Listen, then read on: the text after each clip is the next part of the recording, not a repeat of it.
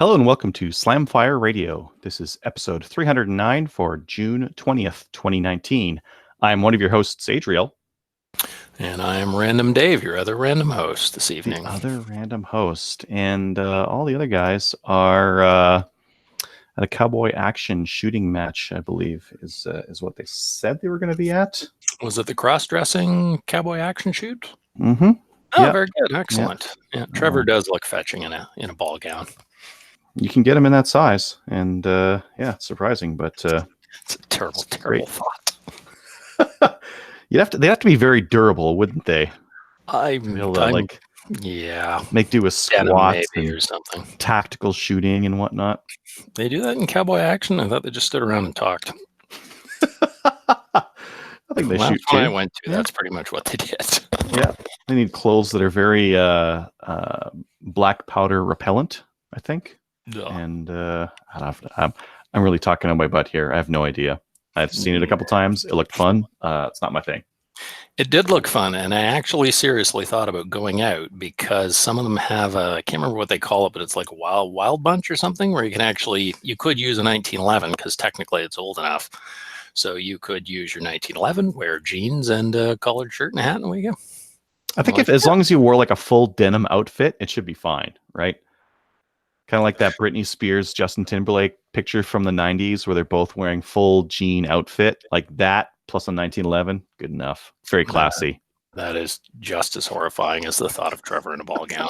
That was a terrible photo. That was horrible. Oh, it is terrible. All right. Why don't we get into the show here? What We Did in Guns this week is brought to you by the Calgary Shooting Centre, Canada's premier firearms retailer. Right now, they have the Desert Tech A2 chassis in stock. They've also got tons of Zev Glock parts and lab radars in stock. Dave, did you want to start us off with what you did in Guns this week? Well, yeah. I was going to say that since Trevor isn't here, that's the show for the evening. Thanks for coming out, folks. We got to go straight into upcoming events. Yeah. Yeah, that's it. We're done. It will be a much shorter show with Trevor not here. So what I do this week, I went to the GAT show last week, and that was pretty cool.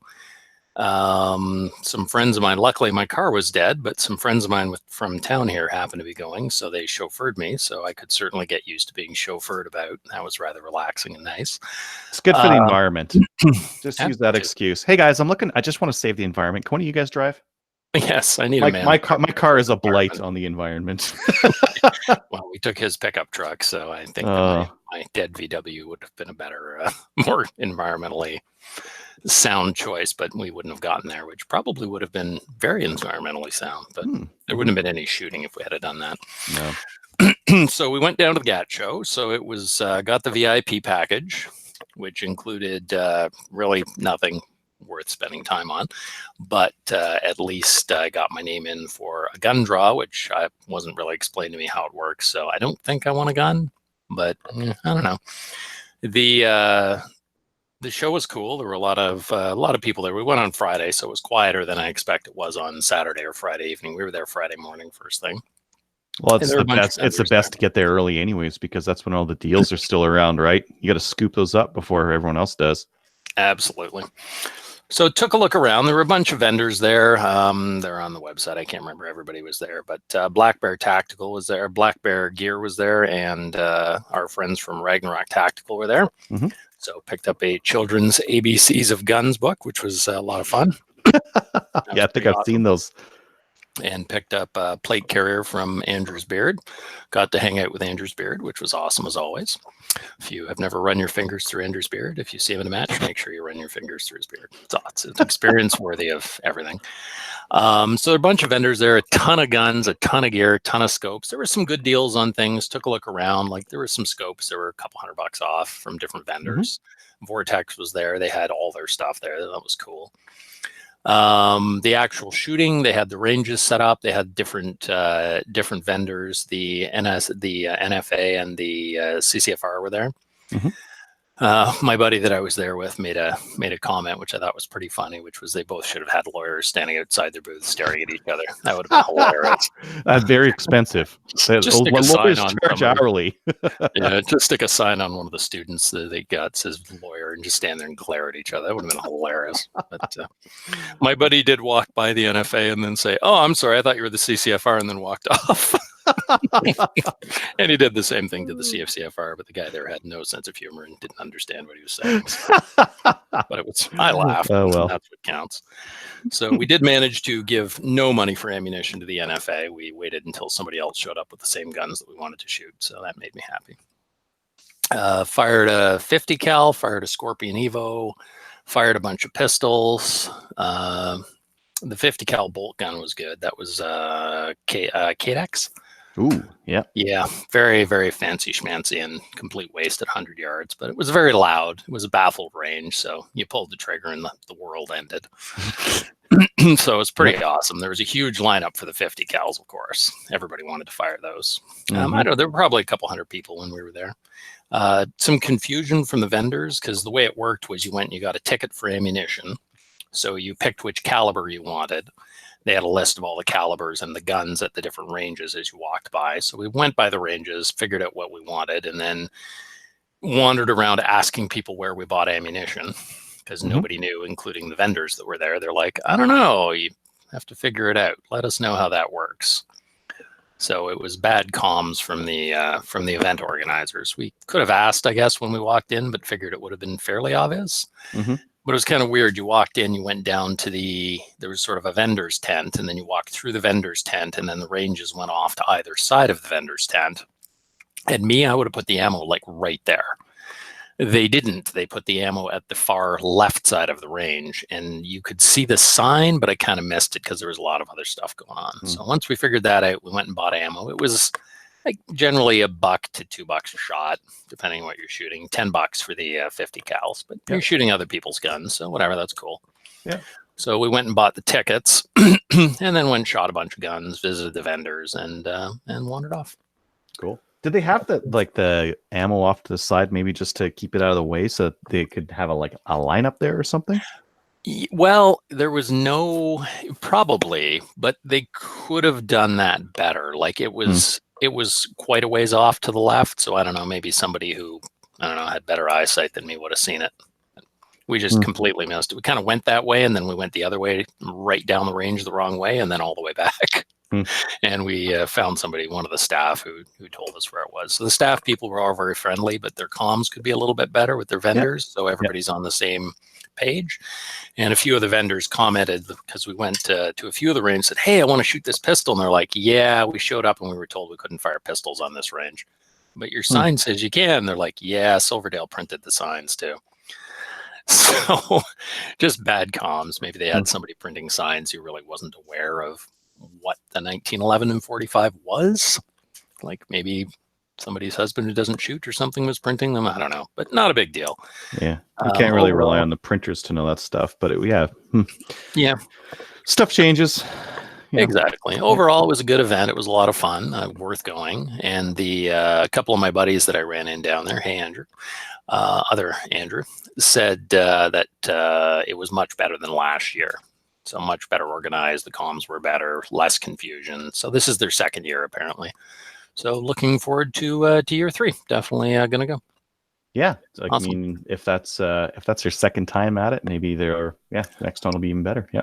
Exactly. You learn a little more each time you do an event, right? So overall, not bad. I will be going back. It was definitely worth it. It was a lot of fun. Cool.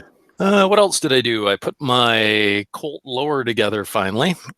That one of the guy that Adam that I commuted down with, who was my manservant and chauffeur for the day, bailed me out because I put the entire lower together and then went to put my buttstock on and realized, oh yeah, collapsing buttstock, you need the stupid end cap, the end plate. That's one part I didn't have to assemble the rifle. So I'm thinking like Saturday night, oh man, what the hell do I do? And I texted him and he's like, yeah, I got one. You can just come over and you can have it. So he saved my ass. So thank you very much, Adam. You are awesome, both as a chauffeur and a saving of ass with spare parts kit. And that's what I did. Awesome. Yeah, it always pays. I'm thinking back to like when I first got into ARs, like there were so many dumb things I did with my gun and with buying parts and that kind of thing that would have been saved if I just knew some AR buddies. You always got to have some AR buddies, a 1911 buddy, that kind of thing, so you can Exactly. get that kind of stuff. Firearms friends with benefits. Mm. I had the thought when I called him, I'm like, you know what the world needs? The world needs a big database that just lists everybody's spare gun parts, and you just search for what you want, and it just shows up at your house. Or you meet up at the range. Yep. Yeah. Well, speaking of which, you've got that shadow hammer that I need. So thank you. Yes. You're my shadow buddy with benefits. It's only semi-automatic. It's only fully semi-automatic. It's not fully not semi-automatic like yours. Automatic. Yeah, mine it disconnects when you fire. Well, that's good. Hammer follow is fun, but horrifying at the same time. So. Yeah. Are you going to replace the sear as well? Well, the first thing I replaced was the sear because I figured that was primarily the part that was making it fully automatic. So once I replaced the sear, it was no longer fully automatic. Then it was semi-fully automatic. So I'm getting doubles and triples right now. Yeah. So once I replaced I took the gun apart again and looked at it really, really closely. And the quote unquote gunsmith that did the work filed down the hammer as well as the sear and the disconnector too. So I've got a disconnector, which a guy at the op missile match just like randomly threw at me. He's like, yeah. The guy, I'm like, yeah, I'm having this problem and blah, blah, blah. And I need to buy a new disconnector for it. And the guy's like, oh, hold on. He goes over to his truck and he pulls out effectively 5 guns in bags. Shadows, because he shoots shadows. His backup gun's a shadow. Yeah, he's an IPSC guy, yeah. That's why. So he's got the short disconnector. The disconnector's not going to wear out on him, so he doesn't actually need it. He's just carrying that around just for the sake of it, right? He had extra slides, put it that way. So he basically had like probably 3 or 4 guns in parts in bags in his truck. So that was pretty awesome. So thank you very much, Mike. I appreciated that. And with your hammer, my gun will now be fully semi-automatic. So that'll be good for the charity shoot. A regulation shadow. Yeah. Silly laws and stuff. And safety. Stupid safety. Safety. Will no longer be the hold my beer and watch this gun. Watch how fast I do this steel challenge. Yeah, no, I need to reload a couple times. Yeah, it went full auto on the steel challenge, and the problem was you just shoot each target 10 times. That really doesn't help around it. Little short 3-round bursts. It's just not as effective as you think it's going to be. No, not on steel. No, full auto is overall quite disappointing when you actually get the chance to fire one. Like everybody's like, "Oh my god, full auto!" And then, I mean, I've fired C8s and C7s full auto and C9s, and honestly, you fire them. The C9's awesome because it doesn't move. Yes, the FM Mini, it doesn't move at all. Yeah, I would say that full auto on a machine gun, like a proper machine gun that's made for it, is a lot of fun. Yeah, it's awesome. But on rifles and stuff, like shooting full auto rifle, you get off a couple shots and it's off target. So it's not accurate. It's just really, really close range. You're going to put a lot of rounds into a sort of ish small target. Yeah, really. Subguns are cool. Tommy gun, that kind of thing. Yeah. Never fired a subgun. Oh, Tommy guns are so much fun because they're so controllable. The rate of fire is such that you can get your lean going on and you can be just pasting a target with it. Mm-hmm. Well, if I'm ever in Las Vegas, I will try that. That's the place to do it. Yep. Anything else this week? That was everything. I've got a service rifle match at Borden on Saturday, so that's going to be fun. I'm going to be running the butts and the targetry for that for the Ontario Rifle Association, so looking forward to that. And that's it. Cool. What about me? Let's see here. I ordered some replacement parts that I didn't really need for my one of my AR uppers and for the BCL 102. So I ended up getting... I was thinking about the upper and the forend on that thing. I'm like, what if I got a different forend for it that was a lot lighter and used it for hunting this year because it's coming up pretty soon here, and I might not be able to get a hunting rifle before then. So I ordered some AliExpress forends. Oh, God. Genuine Chinesium. Genuine Chinesium, which might be okay or might not. I've got a Chinesium forend on one of my ARs. That's actually fine. It's a key mod forend. I got it for $25 or $30, something like that. I've heard some of my buddies have said like, hey, the barrel nut will rotate out if you get a forend that has the little like locking tabs on there. It's not, because it's going to hold into the barrel nut at least. So those ones won't walk off. My question is, when you shoot it and it starts to heat up, can you feel the child labor tears burning out of the metal? I guess it's plastic for $25. It's the heavy metals that you can feel leaching out onto your skin. Nice. Heavy metals. Yeah. Vitamin mercury. Vitamin mercury, you get it all right there, all in one shot. Yeah, I mean, it's so I've got one on one of my ARs. It's fine. There's been nothing wrong with it at all. I would say like the M-LOK slots on it are a bit sharp. So when you like hold it in your hands, you're like, this doesn't really feel great. But I've never cut myself on it. It just doesn't feel good. It's just kind of angly. Which, so, I mean, if you really cared about, you could just get some M-LOK covers, right? Yeah, so the finish on it is it's not finished. The machining is a little bit chintzy. I would say the finish on it is even fine. The finish on it is like an anodized that hasn't come off after my 3-gun abuse on it. So I don't care. And it was $30. So if I don't like it, I'll just throw it in the garbage. That's the problem with our society today. I shipped it all the way from China, and I'm going to look at it, use it, and throw it in the garbage. Yeah, I actually don't like it. That's what I do with phone cases. Rather than buy a phone case locally, I buy like 6 of them on eBay, and I try them on. I'm like, nope, and I'll just pick the one I like. It's still cheaper than buying locally. The future's landfills will be filled with AOL CDs and Adril's phone cases and foreends. Oh, AOL. Yeah. Anyways, so that's I ordered some of those. Oh, and then just to make you cry a little bit more, Dave. This came in the mail. So for the audio listeners, I've got a Lee Enfield 303. It's a number 4, I think. I haven't looked at it very closely. Just got it a couple days ago. Number 4, Mark Fugley.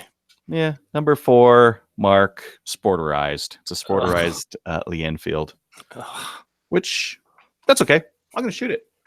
Maybe I'll shoot a deer with that. You should probably cut the barrel down then too. Maybe it's Canadian. Look, it's got Robertson screws in the forend. Maybe it's Canadian. Who's the manufacturer? Did you check it?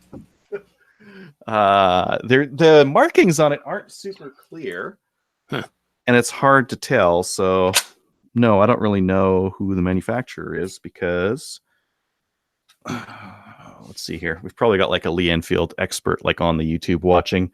Screaming at you. CB2 on the serial on the wrist, and that's it. No year, no like this is a mark, whatever. It's very blank of other markings on it. And this goes up to 8.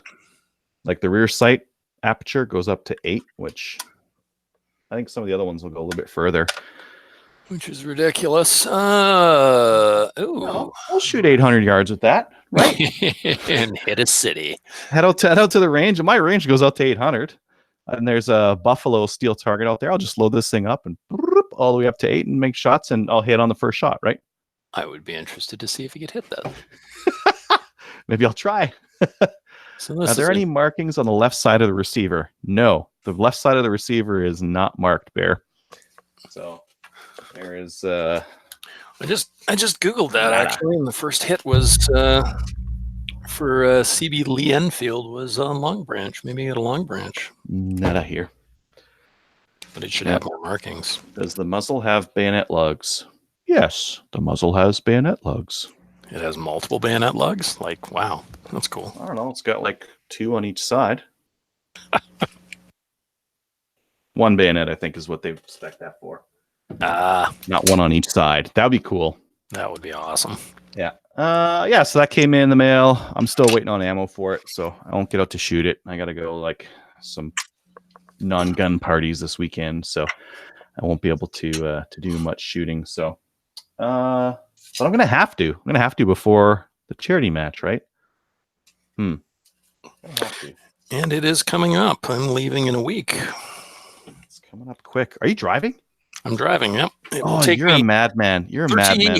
Assuming everything goes smoothly, it will be 33 and a half hour drive. I was going to do it in 2 days, but I have talked to some friends that have done the trip, and they've given me some places to stop, and I'm going to work out of Winnipeg for a few days while I'm on my way out as well.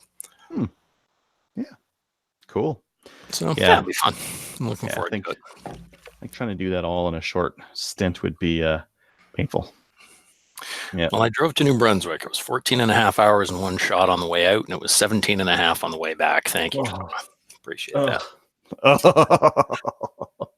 Yeah. I think like people on the show have heard me complaining about like there's no IPSC matches within 3 hours, and here's Dave driving 14 hours to New Brunswick for a charity match. Oh man. Well, I just decided I wanted to go stay with Trevor and his lovely bride. So there you go. Indeed. It was worth the drive. All right, why don't we move on to upcoming events? So one, and we'll talk about it a little bit later because we're going to get Jason on the show. Is the charity match that's going to be happening in Drumheller that Dave and I are talking about? Tickets are still available for that, and tickets are available on Eventbrite. So just search there, and I think Jason's going to talk about some of the stuff we're going to be able to do there when we get him on. I'm not talking about 3-gun news. The first one that we have here is this Wolverine Supplies. They're doing an annual morale patch promo for charity. They're trying to raise some money for charity with these morale patches. So when you purchase these, I think you get the ability to win some stuff. Yeah. They've got from Daniel Defense, a Daniel Defense Delta 5 308. That's a $2,900 rifle. They've got a Barrett Rec 7 direct injection 5.56 NATO. That's a $2,600 rifle. Mm-hmm. They've got a Big Rock Sports CZ Supreme Field over and under 20 gauge. That's a $2,000 shotgun. They've got a Steiner Ranger scope, 3-12. That's a $1,500 scope.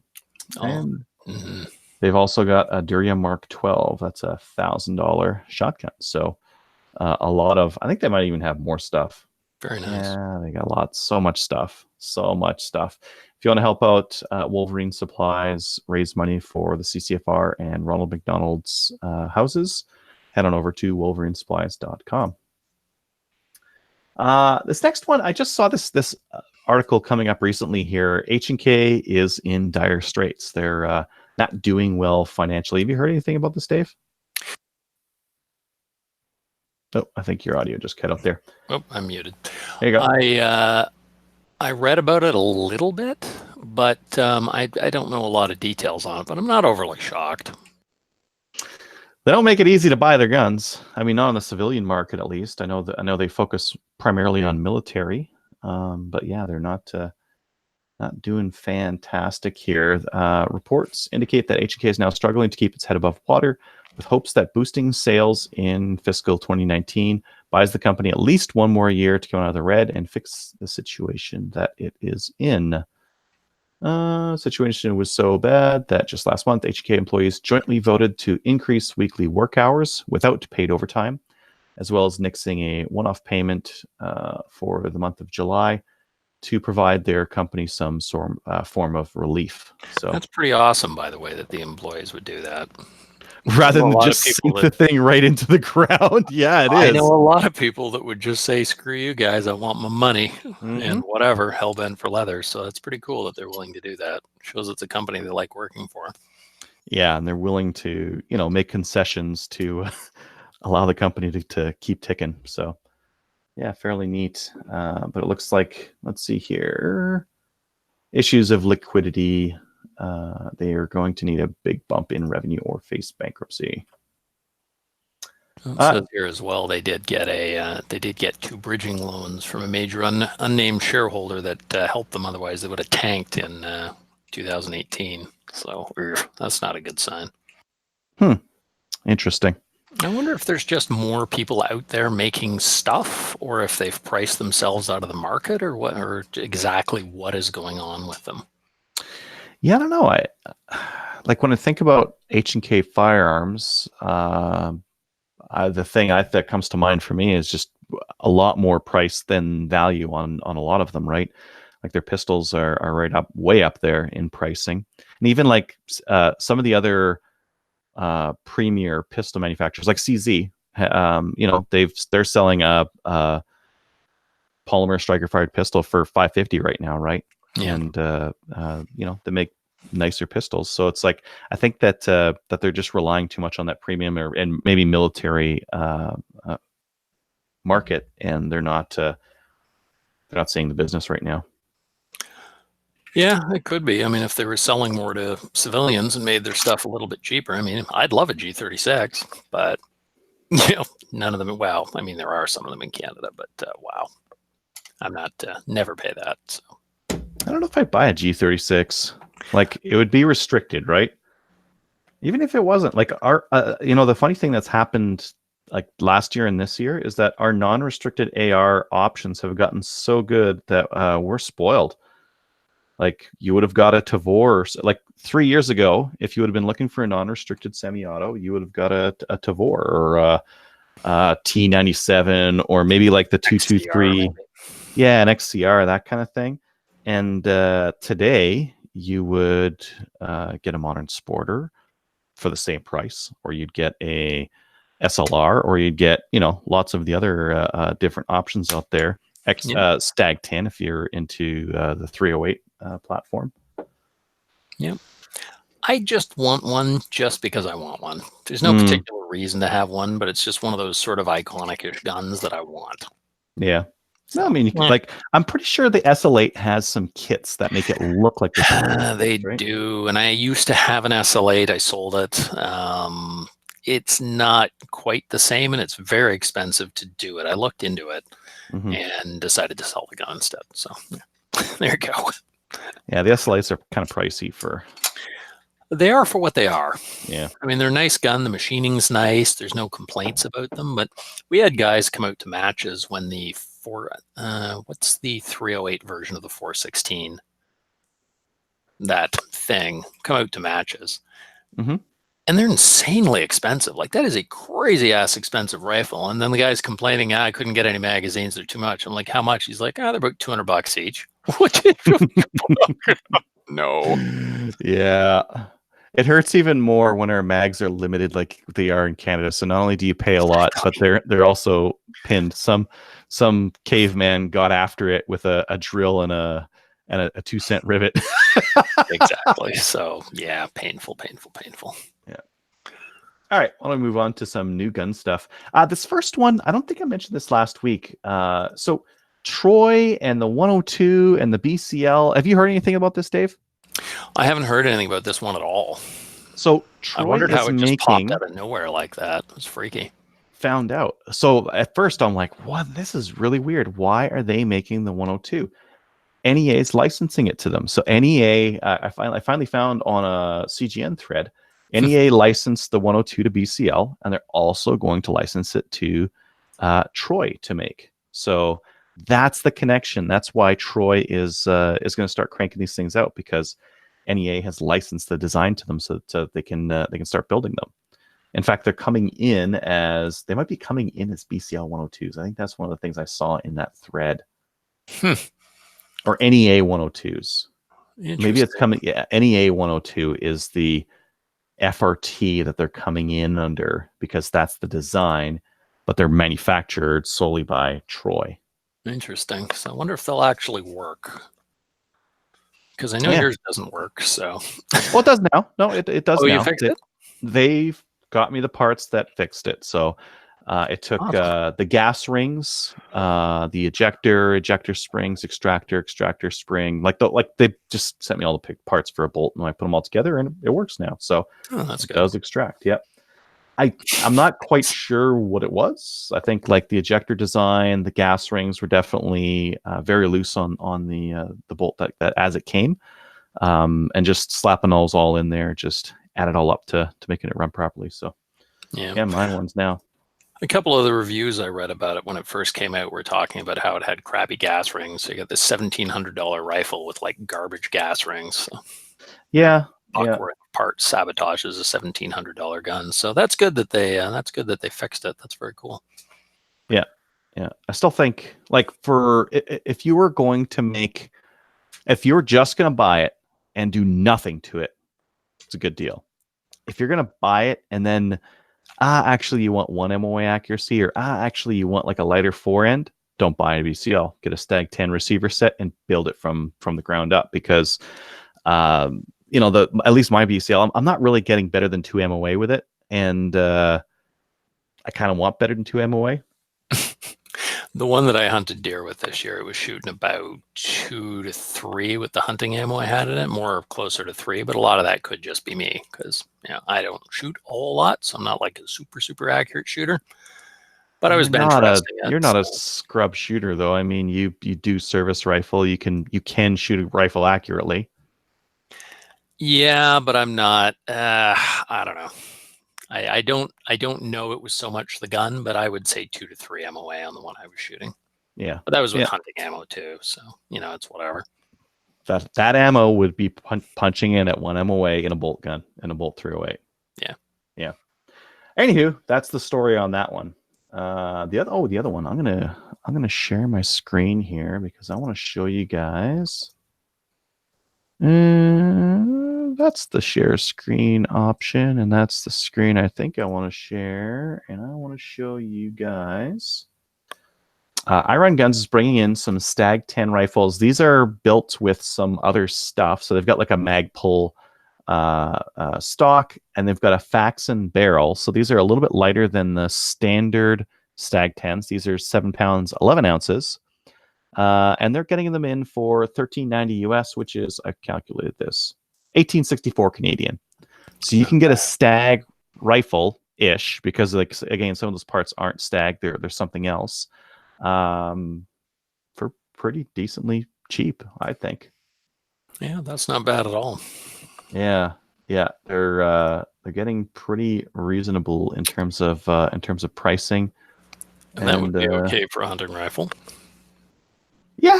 I mean, it's heavy, right? Like, if we're going to talk real talk for hunting deer and that kind of thing, you can get like a 6-pound hunting rifle is very normal for a bolt gun. So this is about 2 pounds heavier, let's say. I fired a 308 hunting rifle. It was about that weight the other week, and it was very unpleasant. Yeah. I fired a lot of rounds out of it. It was not fun. I didn't like it. Yeah, no, they're imagine one in like 30-06 or so, or 300 Win Mag or something like that, right? And you really start getting the recoil up there. Yeah. My buddy explained that you fire 1 round to zero it and 1 round into the deer and go home, so it's okay. But still. Yeah. Anyway, Stag's bringing in some really cool stuff. Yep. The next one here is Spectre Ballistics. They're manufacturing a 10-22 action that takes 5.97 mags, which is kind of interesting because our 10-22s here in Canada can only hold 10-round mags because reasons. So now they're going to make one that takes the 5.97s just right from the factory. These are the same guys that made that 3D printed one that you can slot into a 10-22 and makes it take 5.97 mags. This is just that without the block. Okay. Oh, that's very cool. Yeah, interesting. Kind of like an amalgam of Remington mags and Ruger gun. I like it. Yeah. They're having a contest where you can name it, so get on in there and give it some silly names. Yeah, some of the suggestions are pretty good. Yes, they are. I like the Kukir. If you're one of those people who has purchased an AR-15 stripped lower and you need to make an AR-15, iRunGuns is bringing in AR-15 complete build kits at $316 US. This is going to be the cheapest way to build an AR-15 by far. Like, I don't think there's another way to get cheaper than this. No, that's very reasonable. Yeah.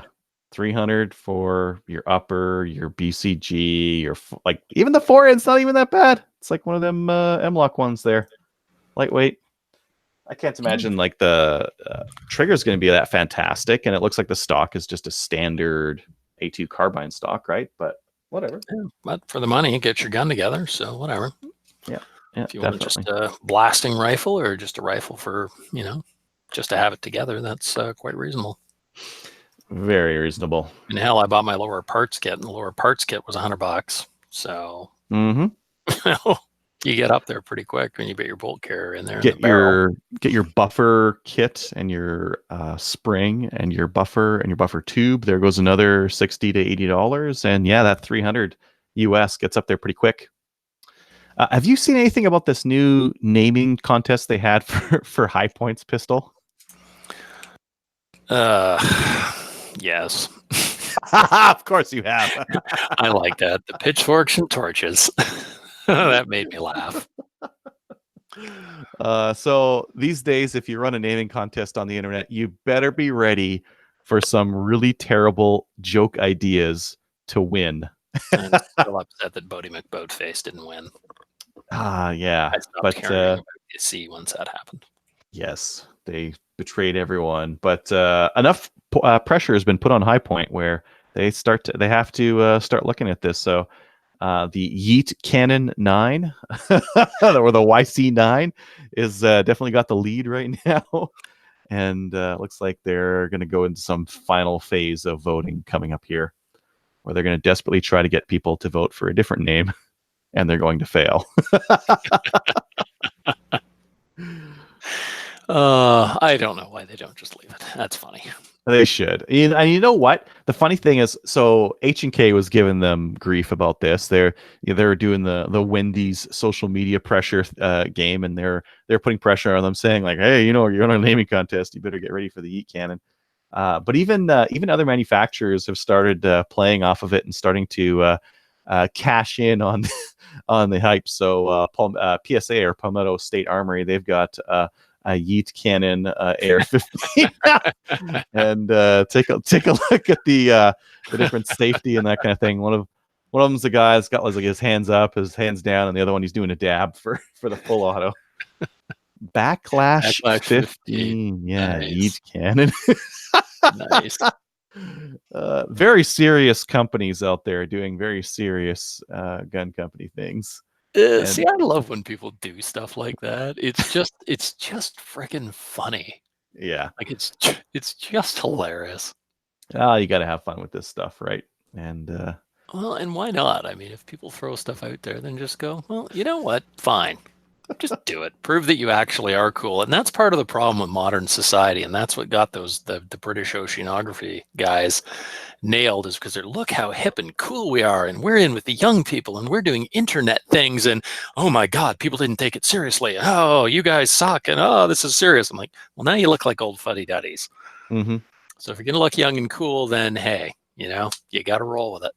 You got to roll with it and start a Yeet Cannon lower based on one of your competitors balking at the idea. Yep. Yeah. And then finally, this last one. So we talked about the unissued Mosins last week. So Rangeview Sports had some unissued Mosin Nagants, and it turns out they weren't unissued. What?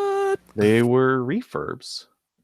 So there's some people who are mighty pissed off on CGN right now. I bet you if I go into Red Rifles, I will find them complaining about it here. Oh, they're not out here right now. Anyways, they were refurbs. They weren't unissued. So $200 gun, and they paid $6. I'd be pissed. Yeah. It was they were like $550, and they should be $260 in this day and age, somewhere around there. Yeah. So if you ordered one of those, get in contact with Rangeview Sports and figure out what to do. Right now, they're saying they're not going to do refunds or anything like that, but I think they have to, because they weren't never issued rifles. They're all refurbs. Yeah, I would be pissed. I mean, that's just terrible for business. Come on, guys. So obviously somebody took them, but I'm guessing they didn't inspect them fully, or I think they were saying the U.S. exporter made a mistake and listed them as that, but and then charged the appropriate price, clearly. Otherwise, maybe they thought they were getting a sweet deal on unissued, and damn it. I mean, unissued would be really cool. Like to get a Mosin that has never been issued, never been fired before, and is, you're the first person to own it and fire it from new. That would be really cool. I would be very curious how accurate they would actually be, because most of them have been used and abused a wee bit. Well, I think a lot of the Arsenal refinished ones or Arsenal refurbished, like their bores are okay. I'm just trying to think about, like, some of mine have been okay. Some of them have not been okay. Because I think I've owned 3. Yeah, I have 3 in my safe, and they're a mixture of meh to pretty much perfect. Like they look really good. Mm-hmm. Yeah. So I think there's good variety between them, and I think that it really depends on the refurb and just like what they found acceptable. Because a lot of this stuff, they, basically after the World War, like, woo, all right, for the next one, because we're probably gonna have another one of these in 20 years. Let's take all these crappy old bolt actions and let's grease them up and store them just in case. Yeah, exactly. Rearm everyone, and then they fell, and the guns hung around. Keep them around in grease, give them to the rear guard, and until you start running out, like we did with our Lee Enfields. Yeah, I was thinking though, I wonder what it would cost if you actually fired up and you started making these things new. I wonder what they'd actually cost to manufacture new. Oh, they'd probably be atrociously expensive. Like $1,000.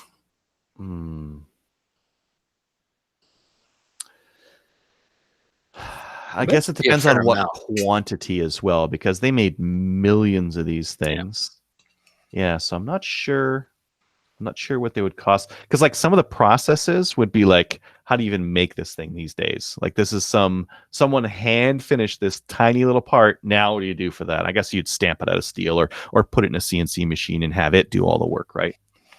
Yeah, it would be interesting to see. Just try manufacturing one new, even machining it all, and just see what it would actually cost to manufacture one. Yeah, I know. Like one of the reasons why I really like the SKS platform is because they're like $200, and you get a ton of value for that, right? It would cost way more than $200 to make one of those these days. Oh hell yeah! Except in China. Yeah. Jason, how's it going? We can't hear you. Not bad, Adriel. How are you? Hi, Dave. Oh, there you go. Yep. Hello, Jason. Oh. Hello. We can hear you. Almost home, so if you want to give me another 2.5 minutes, I'll be on Wi-Fi, and then it'll be all good. Perfect. Yeah, sounds good. We'll do that then. All right. Why don't we? Let's see here. Maybe just while we're waiting for Jason, we'll just check in on our YouTube listener feedback. Let's see here. I'm gonna go up to the top. Agil and Random Dave, non-prohibited Shadow Bear. You were asking about the wristband. I had some serial numbers on the wristband. I think I mentioned them, CB2 something or other there. So, and then the rest of the serial number. So I'm not sure beyond that. He's saying that that's the carbine sight, but because I have the long barrel, it's going to be off. So I won't be able to just dial it to 8. Maybe I'll have to dial it to 9 or 11. 11. Yeah, I wish I'm going to get like a paint pen. I'm going to put it to 11. Yeah. Always set it to 11. Yeah. Let's see here. What else we got here? SL8, isn't the SL8 non-restricted? Jason, I'm just going to mute you while you're driving. There we go. The SL8 is non-restricted, yeah. Yeah, that's one of the cool things about it. Yep. Let's see. Stag 10 with IBI 6.5 Creedmoor barrel is the ticket to accuracy out of an auto. Jeremy, I like the way you think. That is exactly what I would do. Is I would get a Stag 10, an IBI barrel, in 6.5 Creedmoor, of course. And yeah. Yeah, IBI, very tasty. Very tasty. And I mean, if you're going to get a barrel anyways, Kate, you're going to get a barrel for your Stag 10. You could get a $200 barrel, or you could get the $400 barrel. And the $400 barrel will be amazingly accurate and excellent. And the $200 one might or might not. I would go for the nice one right off the hop. I would too. I mean, if you're spending that much money on something, why would you buy yourself a Ferrari and then stick a Pinto engine in it? I mean, you're just going to cry later. Yeah, I might cheap out on some of the other parts, but not on the barrel. No. Not on the barrel. That's where you get your accuracy out of those things. Yep. Also love the LMT stock. I am going to do the maple seed, Greg, in the charity shoot. Oh, there we go. Are you signed up for that? Yep. Sweet. Are you bringing a rifle across the country to shoot it with? I am bringing a pile of guns across the country to shoot it with. Ah. I was actually going to shoot it with my pistol, but then I Challenging. think I might bring my single shot Cooey. I could 'Cause just. I hear loan you a that's the thing to shoot them. 22. No, Yeah. I hear the thing to shoot maple seeds with is a single shot Cooey. Mm. And I know that Kelly is maybe listening right now and screaming at her radio, or she'll scream at this later. So that'll be good. I'm going to bring it. I mean, But if you want to really get the top score, use a 4570 or something like that, a single shot 4570, because they make such big holes. You're definitely going to break the line. So, well, what I'm debating whether I'm going to shoot it with this Colt Canada AR, because I do have that much ammunition sitting here right now, and I'm a much better shot with that than I am with my 1022. So yeah, but it's like what, 500 rounds? That's a lot of ammo. it's a lot of ammo. I don't Yeah. So do you have a 22 you're bringing out for it? Yeah, I got a 1022, but I'm going to bring Kelly will listen to this, so she'll know my little joke, but I'm going to do it to the other instructors. I'm bringing the single shot Cooey. And just rolling in. Just to be a on the dick. fly.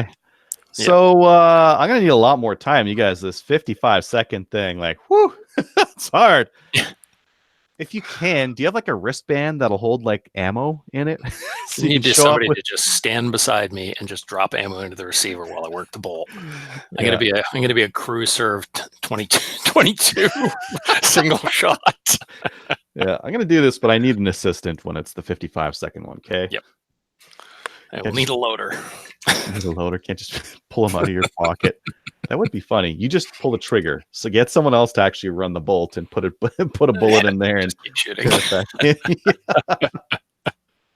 Yeah. Jeremy has a good point. The $200 barrel turns into a $600 barrel when you end up buying an IBI eventually everywhere anyway. And that is what happens when people cheap out on guns or anything. It doesn't matter what you're doing. I bought some cheap power tools and I have regretted it ever since. And I finally got a little bit of spare money the other day and bought some good power tools. And oh my God, I am so happy. Okay, yeah. But what about $300 AliExpress forend? I don't know if I'd pay $3. No, they don't have them. No, they only got $30 ones. What about a $30 one? So for me, I would rather save my money for a little longer and get something decent. My dad had a saying, which I think is brilliant, which is only rich people can be cheap, can afford to be cheap. Because if you buy cheap stuff, you're just buying more and more cheap stuff. And eventually you find you've spent more on your cheap stuff than you would have just buying the good stuff in the first place and not worrying about it. So I always tell people you buy the best quality that you can afford. So, don't run out and, buy yourself a super high-end $5,000 AR, but maybe rather than the $600 AR, you can afford an $800 AR. Or a $500 barrel and a $30 forend. DB Mead, I'm really tempted to do as much of an AR build on AliExpress as I can. I would be interested to see just how cheap you could actually build an AR. I was talking to a guy on Tuesday, and he got a muzzle brake for $15 off Wish.com. Wow! And he was running it, and it was steel. Yeah, that's incredibly cheap. So wow. I don't know if it works, it works, but yeah. Okay, so for muzzle brake, yeah, whatever. It's a little steel tube as long as it's lined up straight and you're not like cutting grooves through it, which I saw with one of my buddies. Or if it loosens and comes off and goes down range. I've seen that too. Mm-hmm. Yeah. Yep. Yeah, but that would be very interesting. You go ahead and do that, DB Mead. You see how cheap. Maybe we should have a contest. Who can build the absolute cheapest AR that fires at least 2 shots? And then go shoot a match with it. A really important match. Yeah, like a level 3. Yeah. Like a big they existed match. for drive for 20 hours. There was such a thing. Match with it. That would be fun. See if you can win enough money to buy a real gun. Yeah. or win a gun at the match. Oh, there you go. Yeah. Jason, are you on your home internet? You'll have to unmute yourself because I had to mute you while you're moving around there. We believe in you. You can do do it. Oh, no camera. He hit the wrong button. Nope. So close. So close. Could have been, should have been. Almost there. Hello? Jason? Jason, are you there? Oh, he'll rejoin us. He is not. Oh, he kept hitting the wrong buttons and got himself off the internet. Yep. Right off the internet. But yeah, I mean the only thing on it. Oh, sorry, Jason, go ahead. Oh no, I just tried to unmute and I hung up, so I had to join the call again. There we go. And how's Adriel? Off the road and onto Wi-Fi. There we go. Welcome back. We're talking about cheap guns, cheap accessories on guns, Robertson screws on rifles, that kind of thing. How about you? I hate Matthew too. Oh, poor Matthew. He's cute. He got a free AR. It's not right. Well, it didn't work right, did it? It was still free. Maybe there was a reason it was free. That was pretty cool. What did you say about, you have to be rich to be cheap? Kind of, right? Yeah, that was my dad. Yeah, only rich people can afford to buy cheap stuff. I will agree with you when it comes to pistols, because I think I've owned like 5 different pistols I've used in competition, and I should have just got one of these guys off the hop, and I would have been done. Oh, I have a terrible story about a CZ75, right? Yeah, Shadow. So I made a deal with one of my customers at work who's had been instructed by she who will not be named but must be obeyed that it was time to get rid of all the guns out of the house, and he didn't want to. But we made a deal where I could get his CZ858 and his CZ75 Shadow for $1,000. And then he couldn't find the paperwork, and before he found the paperwork, he lost the wife, and now I got the rifle but not the handgun. Oh. Gotta be Johnny on the spot. Oh, I wasn't willing to take it without the paperwork, and yeah, the fight got worse and worse and worse at home, and eventually he got to keep his handgun, but had to get a new wife. Terrible option to take. So Jason, tell us. Expensive handgun. Yeah, we've been teasing out some details about the charity match in Drumheller here, but you're kind of at the center of the organization on this thing. So why don't you tell us, our listeners, kind of what they can expect and what we've got in store for them for this thing? Well, we're gonna have to stop calling it a match, because the original intention was to make it the most intense, hard-fought competition I'd ever been part of. And then when it came down to being at the Drumheller range, and they don't allow shotguns at that particular range due to some landowner restrictions, I figured, well, if no shotguns, I'm not going to be competing in anything. So it's just going to be a fun shoot now. I'm glad you have twisted it to your advantage. Yeah, well, listen, when you're the only one twisting, there's no sense doing it any other way. Yeah. So actually, it's going to be a lot of fun. We're going to start with the 8 o'clock is the official start. It's going to be pretty casual. There's going to be a safety briefing for everybody that's there at 8 o'clock, and then a rolling safety briefing for anybody that shows up during the day. It's not a real big structure to the day because of A, the nature of the range, and B, the first time we've done this kind of thing in Alberta, and the fact that nobody actually lives right close to the range to make it super simple. We just made it a participatory thing. We encouraged the range to spread the word to all the members of the community to come out and do it, because it's such a meaningful charity that we're raising money for within the Southern Alberta region. So what it's going to be is there's going to be no moving forward of the firing line at the rifle range. It's all going to be self-healing targets at 25, 50, and 100 yards. Mm-hmm. And then at 200 and 300 yards, we've got steel targets. Now, everybody pays to play. So there's going to be no extra charge to shoot your own rifles or anything, or you want to shoot at 25, 50, and 100 yards. If you want to shoot your own rifles just for the fun of shooting them at the steel targets, no problem. If you want your time recorded at 200 and 300 yards, then it's going to be, here's the contest. Here's where everybody gets to compete. And I haven't figured out the exact math on how to award the prize, because it's a pretty fancy prize. The fastest person to get 5 shots on the 4-inch flapper in the silhouette target at 200 and 300 yards. We'll run the same type of competition at both. To have your time recorded, you got to put a toonie in the bucket before you start. Now, if you want to get a better target or a better time, just put another toonie in the bucket and try again. You have to do a mandatory mag change because guys like me have a 4-round magazine in their bolt action rifle, and the bolts and settings run together. Realistically, I expect probably a bolt gun's going to win it with a real smooth action because the guy with a semi is going to go too fast and miss the flapper. So I'm not sure if it's properly called a heart attack target, but I was told that's what it is. So it's got a 4-inch flapper in the middle that we're going to have it as a contrasting color.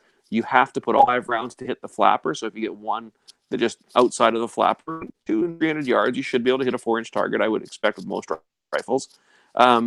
Then you have to hit all 5 on the flapper for it to count.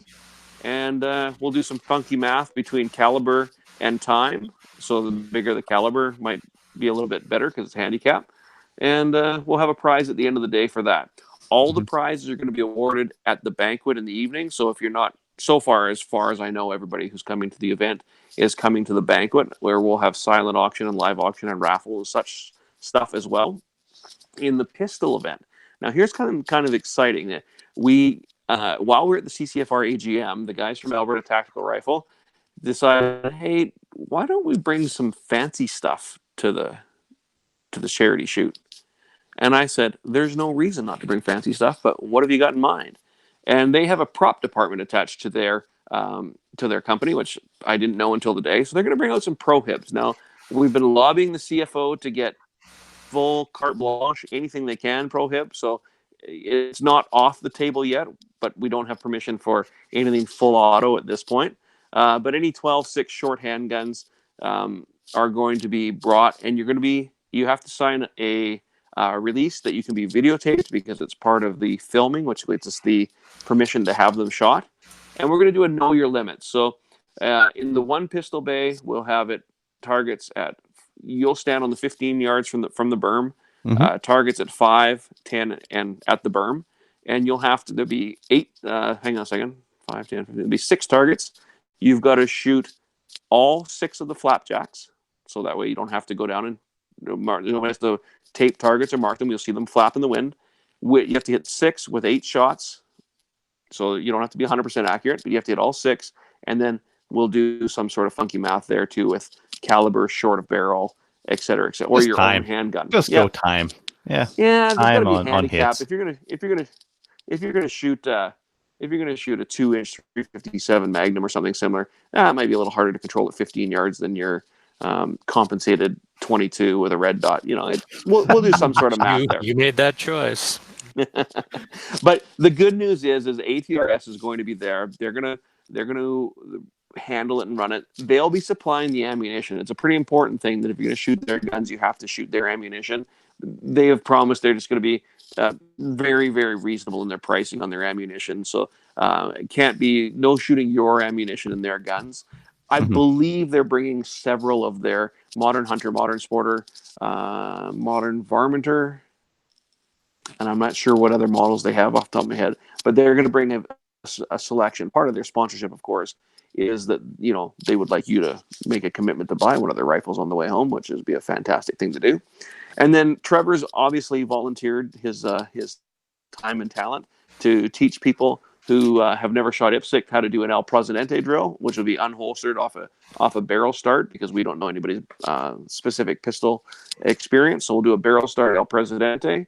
And just because I like to twist them a little bit, and Trevor's such an important figure in the IPSC community, we're going to use IDPA targets. And those are already, I just figured it'd be fun, right? Now, that's the fun. That's the shoot. There will be lunch supplied by the volunteers for the BC AVA. They're going to bring a barbecue, and they're going to be, as far as I know, hot dogs and hamburgers and drinks and chips and such at the range for lunch. Following the day's shooting, we're going to go to the Rosedale Hall, which is just a couple of miles up the road. The Rosedale Hall is also, we're going to have the Stop the Bleed course. Gavin from that other pod cart that we've never, I don't know what the name is. Ragnarok Tactical and Canadian Patriot Podcast. No, yeah. The other, don't we just call it the other pod cart? He's going to be putting on the Stop the Bleed course, and we do appreciate that because he's going to be contributing to the donation to the charity at the end of that as well. So that's going to be awesome. There'll be morning and afternoon classes there. Cocktails scheduled to start 5-ish, dinner 5:36-ish, and we'll have our live auction, silent auction, and raffles and prize givings throughout the evening. And the plan right now, I have to do a little bit more homework, and I should have it all tied up tomorrow, is having a live podcast event there. So we'll have some recording equipment, we'll have some microphones, we'll have some podcast hosts, quite possibly some rum, rye, whiskey, vodka, and beer. And the guns will all be put away by that time. So we have the hall until Sunday morning. So it could be a very long podcast. And that's the event. Now I just secured today, and I hopefully pick it up either tomorrow or Sunday, is the prize for the most important competition. So of course we're going to have Podcaster's Choice Awards. So each of the podcasters present will be able to provide an award for somebody who has done something that is worth remembering, and we're going to memorialize that with a small trophy. And then we have the McClatchy Award, which will be presented, and that will be quite possibly to the person who puts the most toonies in the bucket to have the most scores recorded and just can't quite beat me, because I'm not expecting to do very well at that kind of thing because I'll be busy running around. I do want to try. So to be fair, the McClatchy Award is going to be, at this point, unless somebody has a much better idea, is going to be whoever tries the hardest to get the best time, but just can't quite get it. That's kind of what we think for the McClatchy Award, because it's based on accuracy or lack thereof. And we do have a very special prize for he who eats the most pig. Now, we did start off saying this is a pig roast, pig in the ground. We had to change it. It's pig on a spit. It's a pig on a spit. Nice. Now, I don't really see the allure of the Hawaiian like pig in the ground thing either. I like a spit. I've had them both, and I'd like to have both again. At the same time. At the same event. That sounds like a hell of an event. Dirt pig or air pig. Right. Spiral pig. Still good. So we have a very special prize for that. I will keep it secret until the day. And I'm looking forward to, more than anything, people from within the local community coming together to meet people from far and away who are part of a like-minded frame of mind, supporting what I think to be a grossly underfunded, very worthwhile charity, which is the Big Country Anti-Violence Association and the local Humane Society. Like, the Humane Society is tied to many events that the Range does, and then they requested that we split it, and they've been so accommodating with everything that we've asked for. Then there was no way to say no. And the donation to the Big Country Anti-Violence Association is a little self-serving. Like, I really, really, really would like to support them, give them a monstrous check with everybody saying, hey, this is the gun people doing gun things, doing good things with good people. Oh, you're breaking and let's capitalize on this as best we can. Yeah, absolutely. Did you get me, or did I have to say that again? No, we got the gist of it there. Yeah, I mean, I think that firearms matches being charity events is a fantastic thing, because it's a way that we help out the community. I think when you look at a lot of the county issues that and zoning issues that we have, and visibility issues, I think a lot of it can be solved by engaging in our community and raising money. I mean, this is fantastic that we're going to be helping these two really great charities, and that they're really engaged, and they're helping out with the match as well. So I think it's fantastic. I'm just happy we were able to bring it to Alberta. Like, I kind of wish we'd had a bigger team and a closer range, that we had more people close together doing it. But the group effort from right across Canada has been excellent. Again, hate to mention another podcast while we're on this podcast, but Thomas from the New Shooter Canada came through with some pretty substantial donations. We've got at least 4 guns. I hope there's a couple more that are still in negotiation in the works, but there's 2 handguns and 2 shotguns, which I think is funny because you can't shoot shotguns at that particular range, but it's all right. There'll be an evening afterwards. Still win one. That's right. You still go home with one. So that's yeah. Like I've got box of clay targets, gun case from Cabela's, holster, 2 separate holster kits. And we've had great support too from multiple people. It was a little slow getting it up and getting it started, but the promotion on Facebook with all of the donations having their separate listings, and it's been a big team effort from all across Alberta and across Canada. So it's been really, really exciting to be part of it.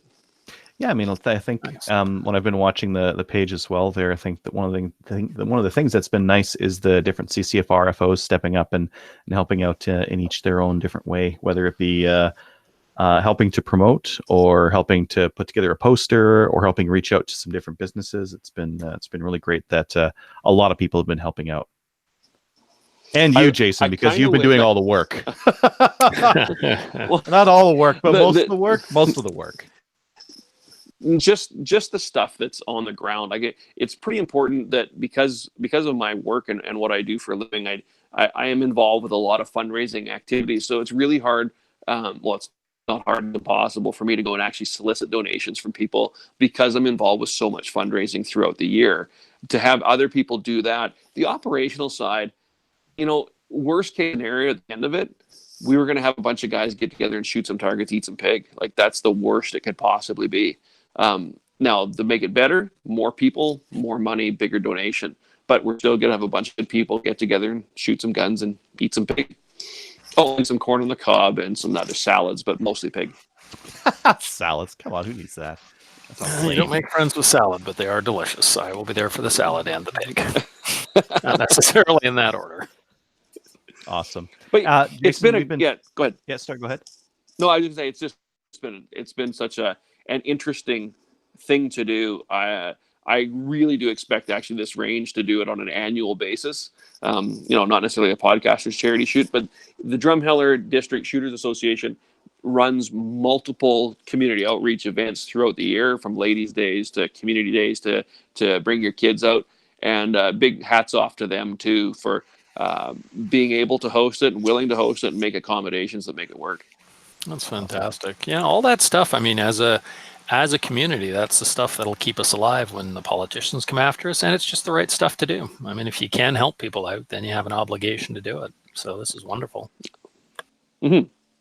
Yeah, awesome. Yeah, so I've been telling Jason to head on over to Eventbrite and search for the Podcasters Charity Shoot there, and it pops right up for me when I search for it.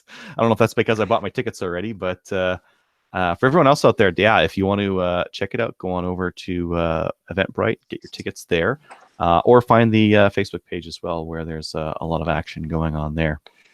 And please don't hesitate to reach out, jason.philp@firearmrights.ca. If you have any questions, I've got a few people that are mailing me some guns that I'm going to be babysitting. I'm not exactly sure how it's all going to work, because my family is going to be camping in the Drumheller Valley after Canada Day. But that's another thing too.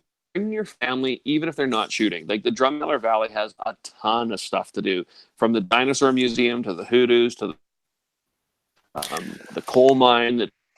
The coal, fantastic. Like there is a ton of stuff to do in Drumheller. Come for Canada Day, stay for the week, stay for the charity shoot. Yeah, exactly. That's what I'm doing. Is I'm hauling the family out, and I'm gonna leave them to go look at some dinosaur bones or go to the coal thing. The coal thing was pretty cool. Anyways, there's a bunch of stuff to do in Drumheller other than shooting. I'm going to hang around for a couple days afterwards and just see what's up. I saw the hoodoos, and I'm like, yeah, I want to go hike up those. Yeah, it's perfect for that kind of stuff. Yeah. Awesome. And I'm still trying to get a gopher field for Sunday, but around my house, nothing. A little east where Drumheller is, there are gophers, but I haven't got anybody's permission yet. We're still working on it. Still working on the gophers. Well, you've done a lot, Jason. So I just wanted to say thank you again for helping to put this together, and see you in a couple of weeks. I'll be there. Thanks. Woo. And on to the rest of the show. All right. Thanks again to Jason Philp for coming on. I just wanted one more thing I wanted to mention for the listeners of the show. If you know a company who would want to help sponsor that out, please reach out to Jason. That's jason.philp@firearmsright.ca, or hit us up on Facebook and we'll get him in touch with you. Let's head on to listener feedback. Let's see here. We've got a couple of different emails here. Dave, do you have the show notes open? I do. Oh, that means you're going to read some of them. Some of them are so long. I'm not reading that. Listener feedback is sponsored by Armory DC Gunsmith. Armory DC Gunsmith is a full-service gunsmith who specializes in firearms refinishing. He offers hot bluing, parkerizing, and Cerakote finishes, as well as wood refinishing. Check out his online inventory of new and used guns, firearms, accessories, optics, and more at dcgunsmith.ca. And right now, Trevor is saying that all in-stock Browning and Winchesters are on sale, everything between 20 and 25% off MSRP. And despite the fact that Trevor hangs around with him, he's also like a super, super nice guy. I chatted with him at the last charity shoot. He is an awesome dude. Yep. Do you want to take this first one from Evan? Oh, the short one? Sure. I'll take that one. Yeah, nice. From Evan. Hey, guys. First off, I love the show. Thanks for everything you do in podcast and guns. You're welcome. I listened to the show about CRPS and looked into it a bit more. I'm looking at getting a rifle to get started. I currently have a 22, but it's a single shot. Is it a single shot Cooey? Because that's what you should have. I'm looking for suggestions on a rifle. I wonder if anybody showed up at a CRPS with a single shot Cooey, because I was tempted to do that as well.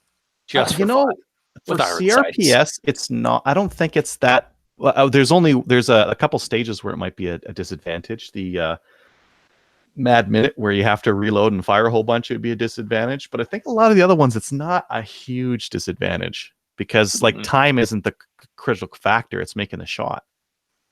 So my iron sight Cooey. You're good to go for CRPS. Yeah. Okay, I'll try it. I get a bit obsessive over details and research so much that I never make a decision. What would the experts recommend for a rifle and optics? Thanks again, Evan. Well, he didn't give a price range, so Voodoo V22. What would you top it with, Dave? Oh, I don't even remember what Bolivar won. Maybe like a Night Force. Was that a Night Force or something? Yeah, or a Vortex Razor HD2 or a Night Force something or other. Maybe a Callis or, something expensive. Something terribly, terribly pricey. Yeah, yes. Whatever you can to make that rifle like right around $6,000. Yeah, because there's nothing like rolling in with a $6,000 22 and no experience. Yeah. Don't practice at all with that stuff. No. Just bring it in. Probably not even throw the optic. Just like put the optic on the line. I've got some Winchester 5.55. I just gotta try it out here. Yeah. Okay. There's got to be some more pragmatic choices for him. What would your choice be for a value price 22 in optic? I don't know on optics because I'm looking at that right now. I have no idea. I'm not shooting CRPS, but my competition 22 is a crappy 1022 with a 1980s optic strapped onto it. Don't have turret adjustables, so I got my dime out rolling the optics up. It's pretty nasty, but it works. The Cabela's Covenant scopes go on sale every once in a while for like $299. That would be what I would go for. The adjustments on them are good. They've got a reticle in them that's Christmas tree. You don't need a coin. That is an advantage. Yeah. A disadvantage to them, the turrets, like as you turn them out, they don't have the marks that show that like witness how far up you've turned or how far down you've turned. So you have to remember that stuff. Oh, interesting. Okay. Most scopes are like that. Only when you get into the upper end do they have those lines, and does the turret actually move? Otherwise, the turret just stays in position as you spin it. Yeah, I don't think I've ever shot anything far enough. I actually had my optic adjusted high enough to notice that. It makes a bit difference in CRPS when you have to go like 40 MOA one way, and you've got to take your optic and okay, yeah, there's your 0, and now I got to go. Okay, there's 15 and 30 and 35, right? But now, did I have it set it in for 300 or 200? Now what do you do? Yeah. Well, all the way back down to 0. Yeah, all the way back down to 0. So down to mechanical 0, and then hopefully you know how to dial up from there, right? And that's what happened if you lose yourself on this. But if you had one of those ones with little lines on there, you'd be able to tell. Yeah. But that's not the value price choice. Yeah. Or sorry, that the value priced one would be the Cabela's Covenant, I think, for $299. Yeah, I would recommend buying the best thing, the best that you can afford and that you want to spend the money on. And I would go on Gun Nuts, take it with a grain of salt, but throw that question on there and prepare for the avalanche. And or go they to some like matches. Project Maple Seed or CRPS. Yeah. They both have Facebook pages. I would just ask there. Yeah. And the other thing you can do is you can go out to matches and see what people use and what they like, because I have never met a gunny who isn't like, oh, you want to check out my gun? You want me to talk about it? Let me tell you everything about it. Do you want to shoot it? No problem. Get on the line. So we're all like that with our toys. So I mean, in terms of popularity at the CRPS matches, the Savage Mark IIs are really popular. There's your $250 choice. Some people do shoot 10-22s and that kind of thing. And I mean, you can get enough accuracy out of one of those to still be competitive in this kind of thing. In the non-production area, they have the CZ 455s and 457s. Those are pretty popular and they're pretty accurate. The Tikka T1X, I think, is another one to take a look at. Yeah, I would look at those. I'm not sure on upper end optics. I mean, this Vortex Diamondback Tactical that I have here is right around $500. But I haven't had it out to the range yet to compare it with my Cabela's Covenant to see, like, where the optical, it's probably difference in optics on that, right? I would hope it would be much, much clearer. Yeah. But, that's as far as I would go. I mean, if you want, like, just seeing that he only has a single shot 22 right now, perhaps the right option is that Savage Mark II or the 455 CZ, but somewhere in there. Yeah.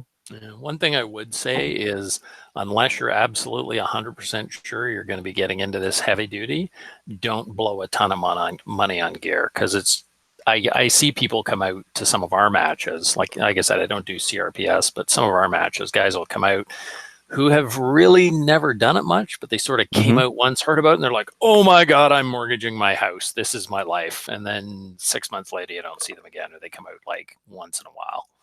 So don't blow an enormous amount of money, but spend what you can afford, get what you can afford on the specialty gear, right? Because I think like the nice thing, like if you were to get a good scope with good turrets that tracked well, you could probably use it on something else. Like if you don't want to do CRPS anymore and you wanted to move on from it, you could probably use that scope somewhere else.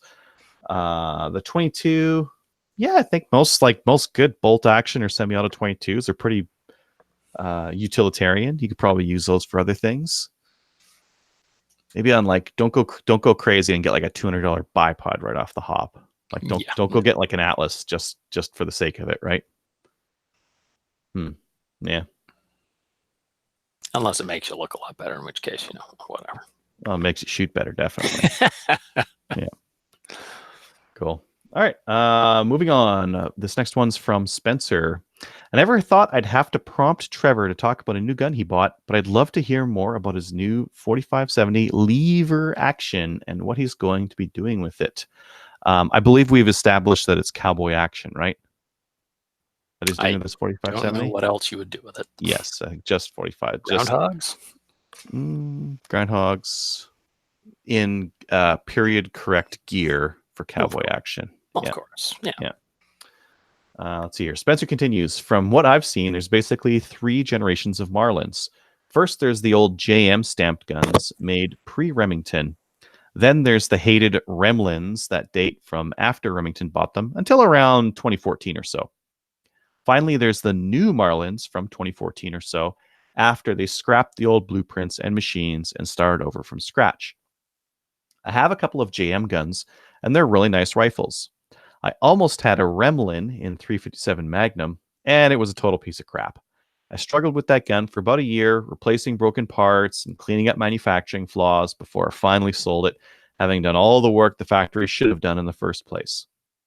Around 2016, I bought one of the new Marlins in 45 Colt, since they were basically giving them away post-Trump. They started off with the new 44 Magnums first, moved on to the 45s, Colt and 70, and are now shipping the 30 cal guns. I'm guessing this is what Trevor got. The new Marlins aren't as nice as some of the old JMs when it comes to fit and finish, especially for the stocks.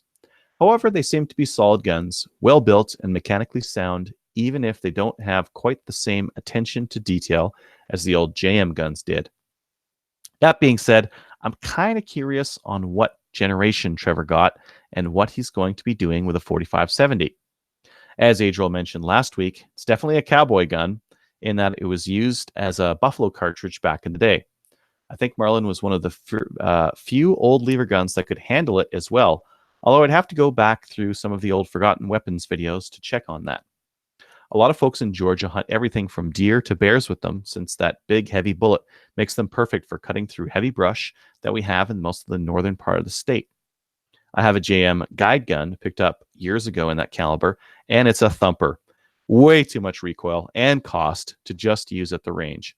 But I could see having it with you if you were facing a pissed off bear. Anyway, Doc Weston would be proud of Trevor for finally embracing his inner cowboy.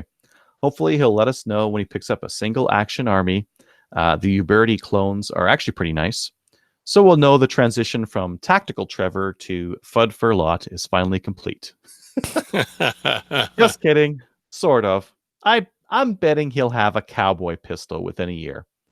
Best wishes to all, Spencer and Smyrna. P.S. I was trying to think of some good cowboy action names for Trevor to use when he gets his pistol and the rest of his cowboy gear set up. They usually seem to be 3 parts, with a name, a description, and some kind of attitude like being mean or evil. At first I was thinking about the teacher thing. He could be Mean Teacher Trev. Or if he was in a leg shaving phase, Mean School Marm Furlot. I don't think they actually had real insulation back then, but they did use hay for the tasks. So maybe Evil Hay Bale Furlot? I'm sure there's lots of folks out there that can think of some better ones, but I just wanted to get the ball rolling. And that's from Spencer. Dave, did you want to take the next one? Dave? Dave, are you here, man? Dave? Is it just me talking by myself? Pretty much. Okay, good. I'm glad. I'm back. Sorry. Did you want to take the next one from Edmund here? Yeah, sure. From Edmund regarding Trevor's cowboy alias. Seeing as Trevor is hairy and surly, I suggest he be named Grizzly Furlot. I was thinking you're going to go with like hairy, surly Trevor, but Grizzly Furlot's fun. I think he would look swell in a 10-gallon hat, snakeskin boots, and a large belt buckle. Edmund. And like no pants or a shirt, like just the snakeskin boots, a buckle, and a 10-gallon hat. What the hell is wrong with you? What kind of fantasy is this? Whew. I'm not sure we should be reading this on the air. This is no longer family friendly. We'll just bleep all that. I'll just take it all out. No, I won't. I'm too lazy. Well, hopefully he wears at least a cup. I wonder, do we have any graphic design people who follow the show who would be able to like mock up what this potentially could look like? That'd be really interesting. Well, we could ask Gavin to do it. He might do it. Oh yeah, he's handy with the Photoshop. Yeah. Like it needs to be done. If you'd like to email in some cowboy name suggestions for Trevor, send your suggestions in to slamfireradio@gmail.com. Or if you're a cartoonist and you would like to submit some drawings of what Trevor might look like wearing only a 10-gallon hat, snakeskin boots, and a large belt buckle, you may do that as well. Please keep it to yourself. Please include "do not look at this" or open the attachments on the subject line. Thank you. For your eyes only. Yeah. Something like that. I don't know. Podcast app reviews. We don't have any app reviews this week, but if you wanted to review us on iTunes or one of those kind of things, head on over to iTunes or whatever podcast app you use and give us a review. Usually helps with people finding the show and knowing about it. We don't have any new Patreon supporters this week, but if you'd like to help support the show, head on over to patreon.com/slamfireradio and you can help us there. Shoutouts. Do you have any shoutouts, Dave? Thank you to Lori and Adam for being my my chauffeurs for the GAT show. I really appreciated that. Very nice of them. Finally, join one or more of our National Firearms Associations, such as the CCFR. Like us on Facebook, and we'll see you next week. Have a great week, guys, and thank you for the invite, Adriel. No problem. See you all at the chair.